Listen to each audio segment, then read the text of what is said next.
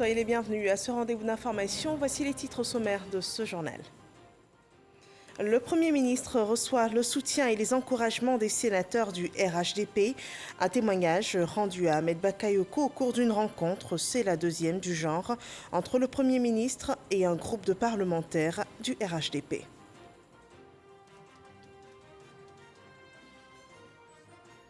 Trois nouveaux conseillers au Conseil constitutionnel. Ils ont prêté serment ce jour dans ce contexte électoral.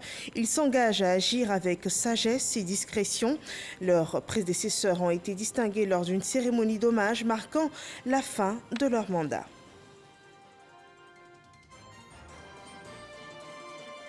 Et en Guinée, la candidature d'Alpha Condé a été annoncée par son parti alors que la société civile et l'opposition s'insurgent contre un troisième mandat du chef d'État guinéen. Son parti, le RPG Arc-en-Ciel, soutient que les compteurs redémarrent à zéro avec la nouvelle constitution.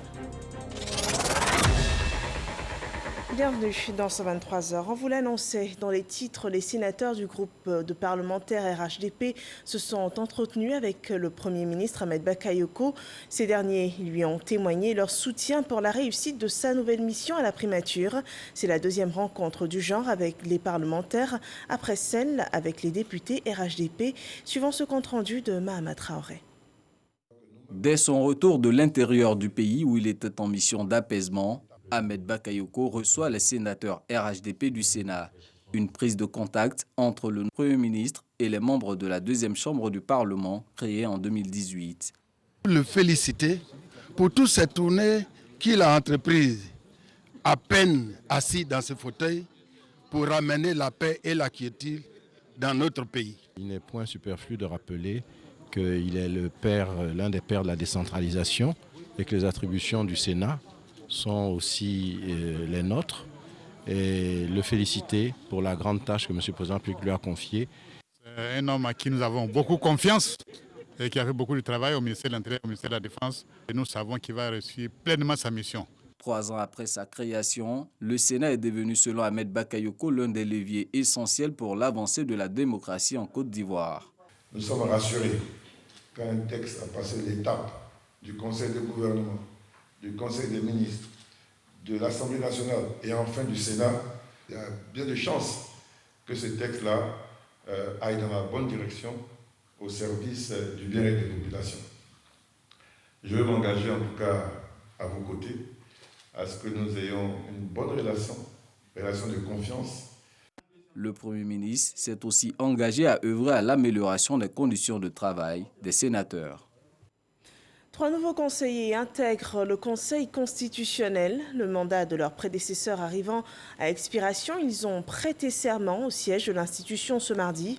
Ils sont nommés par le chef de l'État et dans ce contexte électoral, ils s'engagent à assumer leurs fonctions avec sagesse et discrétion. Le reportage de Gabriel Zani.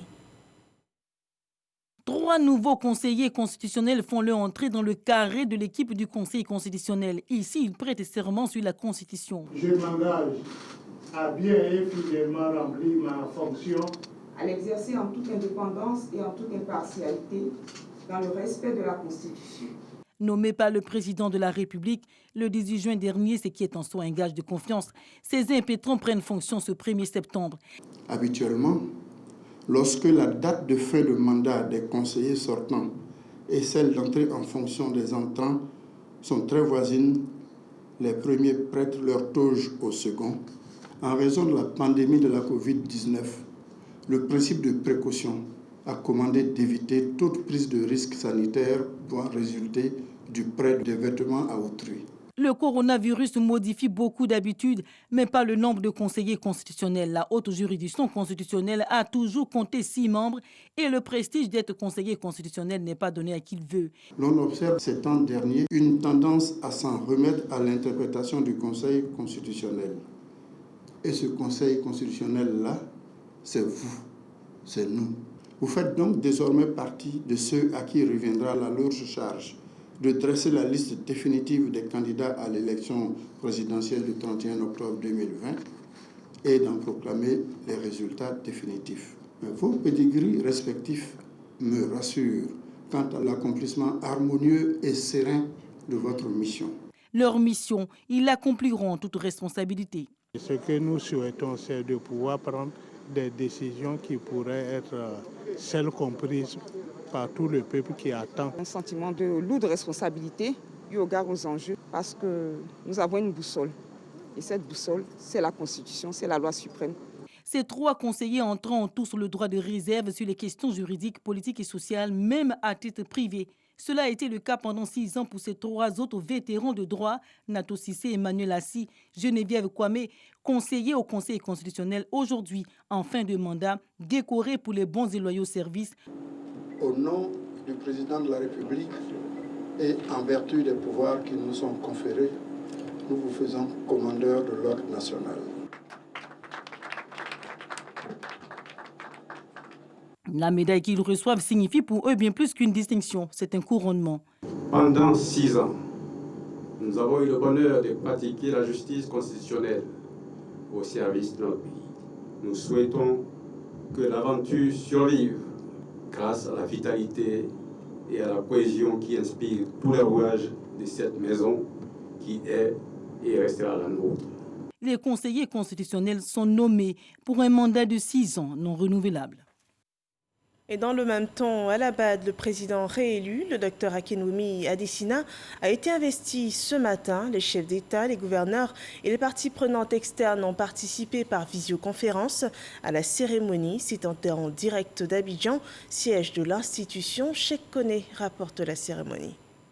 Accordance with the provisions of Articles 37 and 38. C'est fait. Ce mardi 1er septembre 2020, Akinwumi Adesina est officiellement reconduit à la tête de la Banque africaine de développement.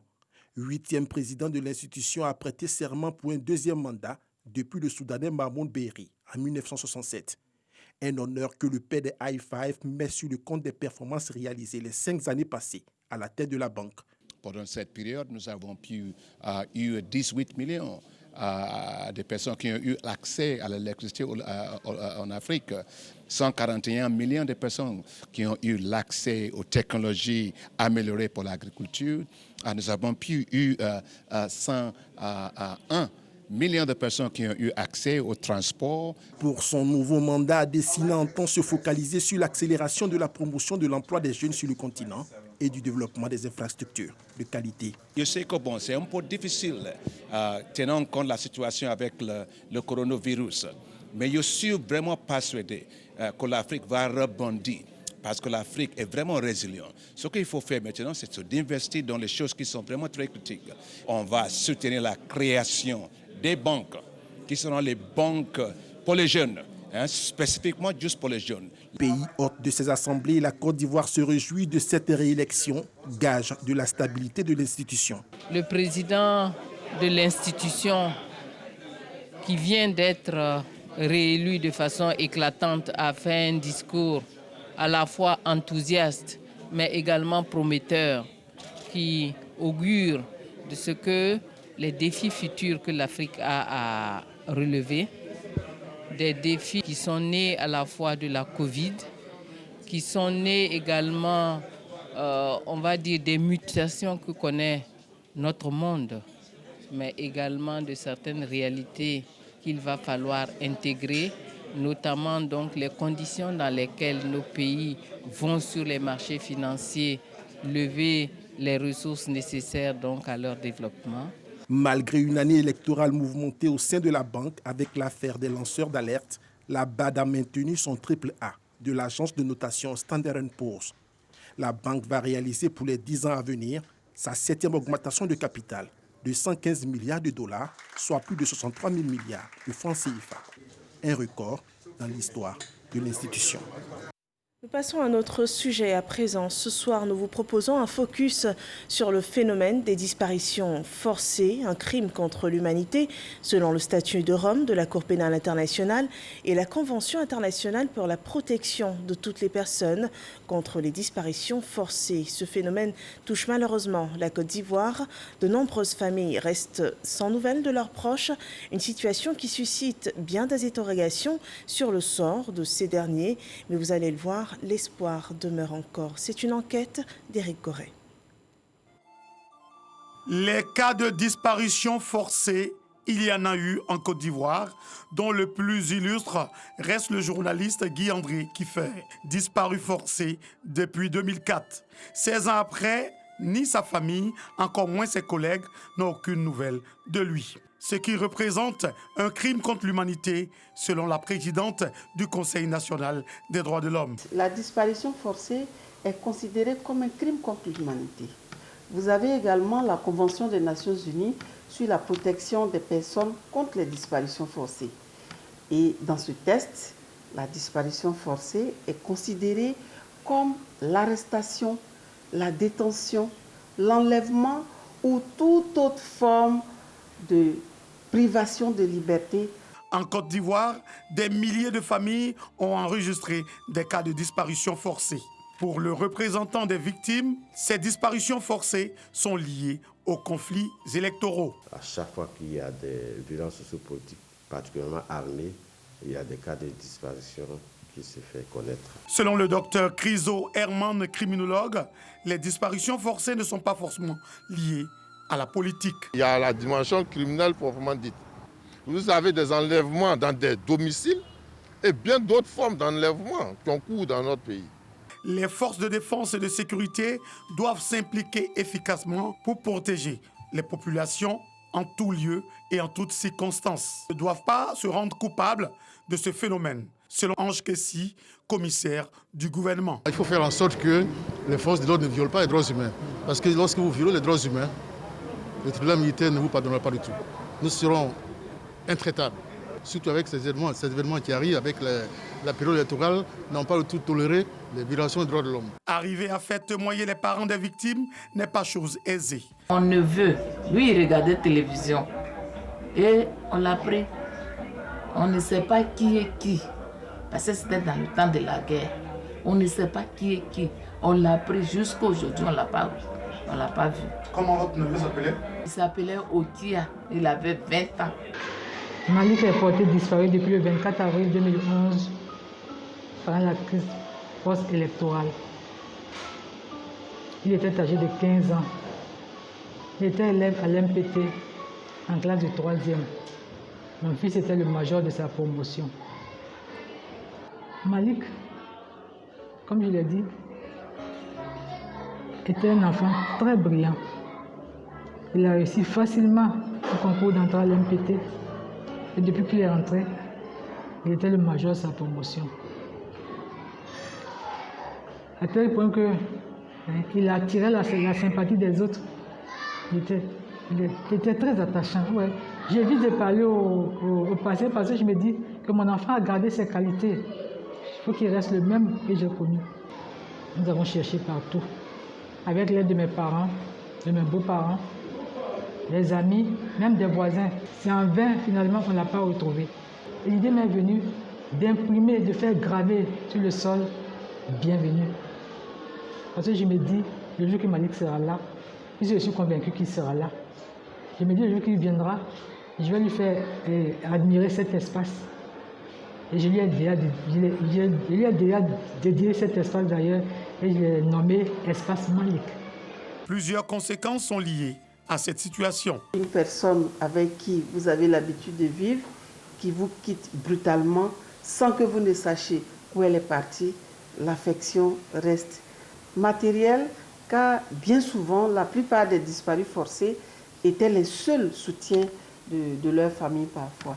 Et puis psychologique, car les victimes doivent aussi faire face à des tracasseries et autres natures administratives, notamment pour les scolarisation des enfants. Ceux qui souffrent franchement et pendant longtemps, qui ne guéissent pas totalement de les traumatismes, ce sont les parents des victimes de situations forcées, notamment les enfants, les épouses, la maman, enfin les parents très proches. Pour faire face à ce phénomène de manière efficace, le Conseil national des droits de l'homme plaide afin que l'État de Côte d'Ivoire ratifie la Convention contre les disparitions forcées pour une meilleure prise en charge des parents des victimes. Voilà, les disparitions forcées, c'est un dossier d'Érigoré que vous pouvez revoir sur nos plateformes digitales. Nous passons à présent à la revue de l'évolution de la pandémie de Covid-19 en Côte d'Ivoire.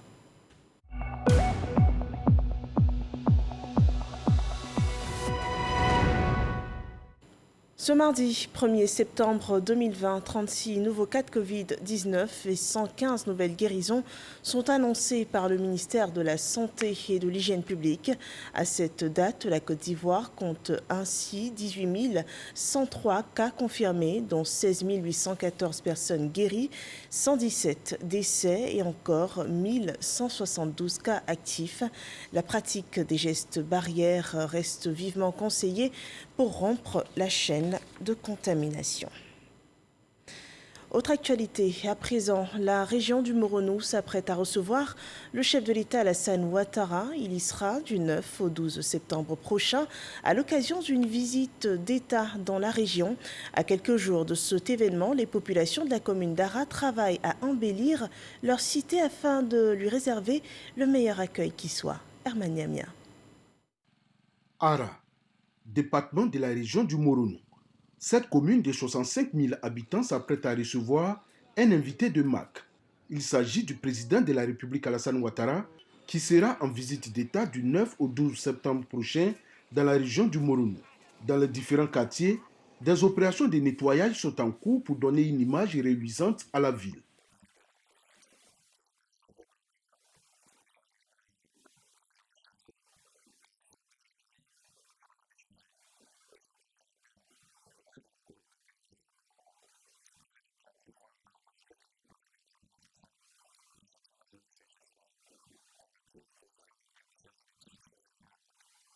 C'est une visite mémorable à laquelle s'attend la population d'Ara. Depuis que la Côte d'Ivoire est indépendante, c'est la première fois qu'un président en exercice va effectuer une visite officielle. Le maire de la commune rassure que les populations sont prêtes à réserver un accueil chaleureux à l'Élysée haute.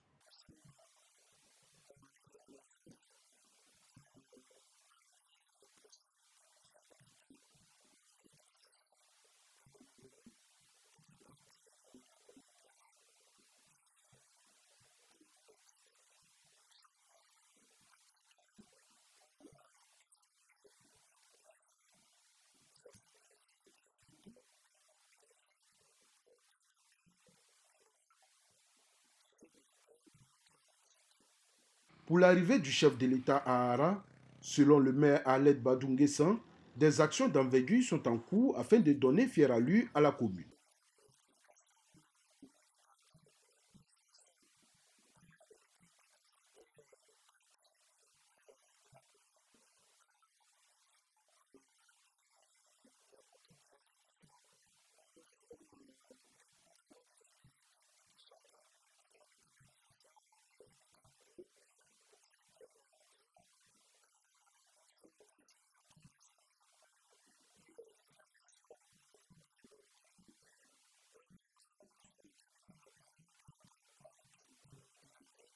La population mobilisée comme un seul homme se dit impatiente de voir et toucher le président de la République, Alassane Ouattara. Et à plus de 300 km de la région du Moronou, le ministre Gaoussou Touré fait la promotion de la paix et de la cohésion sociale. De Tabou à Sassandra, toutes les populations du Bas-Sassandra ont été invitées à s'approprier la paix pour le développement de la Côte d'Ivoire. Sam Conan a suivi cette tournée, son reportage. Le ministre Gaoussou Touré en tournée de sensibilisation sur la cohésion sociale et la paix dans le Bas-Sassandra. Une tournée qui a débuté par la ville de San Pedro. Au palais de la chefferie, Gaoussou Touré a échangé avec autochtones et allochtones sur le vivre ensemble. Il a remercié les peuples Kroumen et Bakoué pour leur hospitalité. Après San Pedro, cap sur Tabou, où une rencontre a eu lieu au centre culturel avec les Odieneka vivant dans le département. Ici également, c'est le même message de paix et de cohésion sociale. Sassandra a constitué la dernière étape de cette tournée de sensibilisation. Au centre culturel, le ministre de la promotion de la riziculture a rencontré les ressortissants du Grand Nord en présence de leurs tuteurs Néo et Gaudier. La paix, la cohésion sociale et le développement étaient au centre de cette rencontre. Nous sommes très contents du fait que nous avons constaté ici que nos parents du Grand Nord vivent en symbiose avec leurs tuteurs. Et on a été surtout contents que les tuteurs aient manifesté l'envie de venir participer à cette rencontre et qui nous a permis de les féliciter au nom du président, de les remercier pour la cohésion qu'il crée avec toutes les personnes et toutes les autres communautés qui vivent ici en symbiose, l'ensemble des couches sociales. En tant que propriétaire terrien, je dis merci au président de la République qui a envoyé M. Gaoussou, son ministre de la Riziculture, pour nous sensibiliser. Vraiment, c'est une bonne chose. Nous sommes d'accord. Le président Ouattara peut compter sur nous à Tabou. Moi, je lance ce défi. C'est que si on le remercie, c'est nos papas, on le fait confiance, toujours avec nous. Cette tournée de sensibilisation sur la cohésion sociale était en marge de la visite de travail du ministre Gaoussou Touré dans le Bas-Sassandra sur la nouvelle politique de la riziculture en Côte d'Ivoire. En politique, le RHDP poursuit la mobilisation de ses militants. À Transua, le ministre Adjoumani confirmait la candidature d'Alassane Ouattara à la prochaine présidentielle. Herman Yamia. Un peu plus de 2 mois après avoir rencontré les populations pour vendre le candidat du Rassemblement des Oufouettistes pour la démocratie et la paix RHDP, Kombina Kwasi Adjoumani est de retour à Transua pour parler cette fois-ci du nouveau candidat de son parti après le décès d'Amadou Gon Coulibaly. Le porte-parole principal du RHDP souligne que c'est un ultime sacrifice que le président Alassane Ouattara accepte de faire pour maintenir la Côte d'Ivoire sur les rails du développement. Aujourd'hui, je suis venu vous dire que le président Alassane va être notre candidat. Et s'il plaît à Dieu, il va gagner. Et il va continuer le développement. Parce que Alassane a un programme de développement pour Transua. Kombina Kwasi Adjoumani indique que de tous les candidats déclarés à cette élection présidentielle, le meilleur d'entre eux demeure le président Alassane Ouattara. Les élus et cadres du RHDP de la région s'engagent donc à investir le terrain pour amener les populations à adhérer massivement à la vision de leur parti. À la suite donc du coordonnateur régional, nous allons nous déporter donc dans nos départements pour poursuivre donc cette œuvre. Nous avons déjà mobilisé tous les jeunes, toutes les forces vives du département. Nous travaillons d'arrache-pied à encore sensibiliser et informer les parents du bien fondé de la candidature du président Alassane Ouattara, qui est une candidature pour le salut des jeunes, et aussi une candidature pour le développement, mais aussi une candidature pour la paix en Côte d'Ivoire. Un engagement qui rassure le ministre Kombina Kwasi Adjoumani, qui souhaite que le candidat du RHDP à l'élection présidentielle soit élu avec un score retentissant dans la région du Kontoukou. La mobilisation pour le RHDP n'est pas qu'à l'intérieur du pays. La diaspora ivoirienne est aussi la cible du RHDP. La section des militants de l'extérieur a d'ailleurs tenu une rencontre en Suisse à l'issue de laquelle elle réitère son soutien à son candidat, Alassane Ouattara. Mamadou Kwasi nous en dit davantage. Siège des Nations Unies à Genève, capitale de la Suisse. C'est devant cette institution de la communauté internationale que les militants du RHDP de Suisse et certains délégués des pays européens sont retrouvés. La pluie n'a entamé en rien la détermination de ces militants, venus démontrer à la face du monde leur soutien à la candidature du président Alassane Ouattara. Une démarche souhaitée par le directeur exécutif adjoint, chargé des militants de l'extérieur, Lansine Diaby. C'est de dire oui, oui et oui au premier mandat de la Troisième République pour le président Alassane Dramane Ouattara. Pour tout Ivoirien de la diaspora, on a à cœur de voir également nos États, surtout la Côte d'Ivoire, se développer, être dans le même état que la Suisse, par exemple, où je suis résidente, où je suis domiciliée depuis plus de 25 ans. Dire si on est face à cette institution qui est l'ONU, c'est pour que notre voix puisse aller très loin par rapport à ce qui se passe au pays. Il y a eu une constitution. Les gens ont voté et je ne sais pas pourquoi aujourd'hui ces personnes essaient de se défiler. Malgré la pluie, Lansine Diaby a tenu à féliciter les militants pour leur engagement à assurer la victoire du président Alassane Ouattara au soir du 31 octobre 2020. Il invite chaque délégué à poursuivre la mobilisation auprès des militants et des sympathisants pour traduire cette volonté en actes. Que les unes nous départagent. Et il faut rappeler encore à cette opposition, lorsque la Constitution a été adoptée par voie référendaire, on était tous d'accord que nous changeons de république. Le patron des militants du RHDP de l'extérieur promet d'autres meetings avec les Ivoiriens et surtout avec les militants du RHDP de l'Allemagne, de l'Espagne et de l'Italie.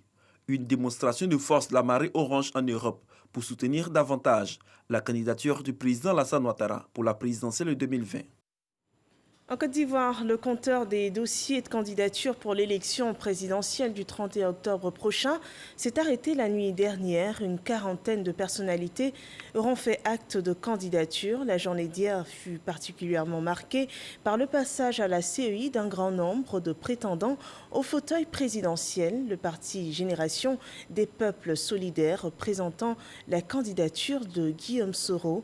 Le commentaire d'Éric Corré.